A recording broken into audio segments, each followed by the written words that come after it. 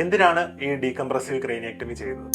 ഈ സർജറിയിൽ നമ്മൾ തലയോട്ടിയുടെ ഒരു ഭാഗം, അത് വലതുവശമായിക്കോട്ടെ ഇടതുവശമായിക്കോട്ടെ, ഒരു വലിയ ഭാഗം നമ്മൾ കട്ട് ചെയ്ത് നീക്കുകയും ആ ഭാഗം വയറിൽ ഒരു പൗച്ച് ഉണ്ടാക്കുക, നമ്മുടെ സ്കിന്നിന്റെ താഴെയായിട്ട് ഒരു ചെറിയ പൗച്ച് പോലെ ഉണ്ടാക്കി ആ ഭാഗത്ത് സംരക്ഷിക്കുകയാണ് നമ്മൾ ചെയ്യുന്നത്. ആ സമയത്ത് എന്താ ചെയ്യുന്നത് വെച്ച് കഴിഞ്ഞാൽ, ഒരു സൈഡിലുള്ള തലയോട്ടിയുടെ ഭാഗം നമ്മൾ എടുത്തു മാറ്റുന്നത് മൂലം തലച്ചോറിന് എക്സ്പാൻഡ് ചെയ്യാനായിട്ട് ഒരു സ്പേസ് ക്രിയേറ്റ് ചെയ്ത് കൊടുക്കുകയാണ് നമ്മൾ ഈ സർജറി വഴി ചെയ്യുന്നത്.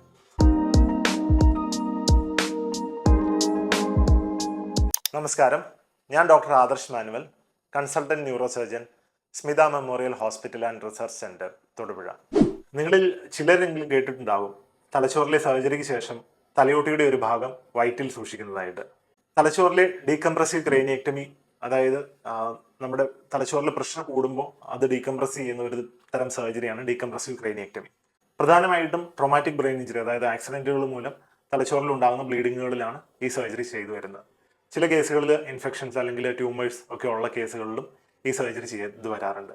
ഈ സർജറിയിൽ നമ്മൾ തലയോട്ടിയുടെ ഒരു ഭാഗം, അത് വലതുവശമായിക്കോട്ടെ ഇടതുവശമായിക്കോട്ടെ, ഒരു വലിയ ഭാഗം നമ്മൾ കട്ട് ചെയ്ത് നീക്കുകയും ആ ഭാഗം വയറിൽ ഒരു പൗച്ച് ഉണ്ടാക്കുക, നമ്മുടെ സ്കിന്നിന്റെ താഴെയായിട്ട് ഒരു ചെറിയ പൗച്ച് പോലെ ഉണ്ടാക്കി ആ ഭാഗത്ത് സംരക്ഷിക്കുകയാണ് നമ്മൾ ചെയ്യുന്നത്.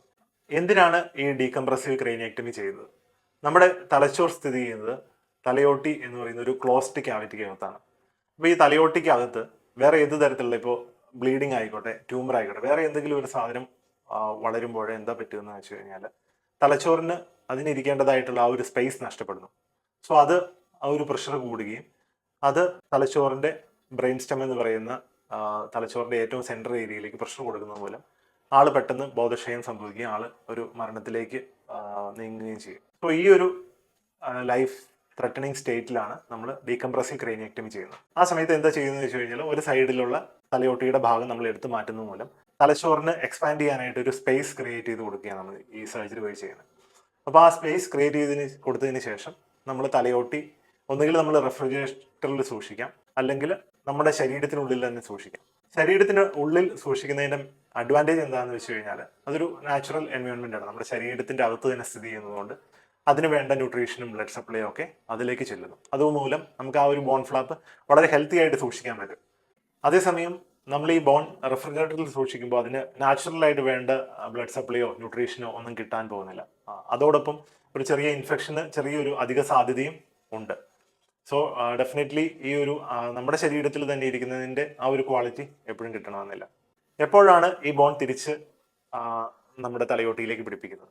സാധാരണയായി ആ ഒരു ബ്രെയിനിലെ സ്വെല്ലിംഗ് അല്ലെങ്കിൽ പ്രഷർ കുറഞ്ഞതിന് ശേഷം, അത് യൂഷ്വലി നമ്മളൊരു ആഫ്റ്റർ ഒരു മാസമോ അല്ലെങ്കിൽ 3 മാസം ആ ഒരു സമയമൊക്കെ കഴിയുമ്പോഴാണ് നമ്മൾ സാധാരണയായിട്ട് ഇത് തിരിച്ച് വെക്കുന്നത്.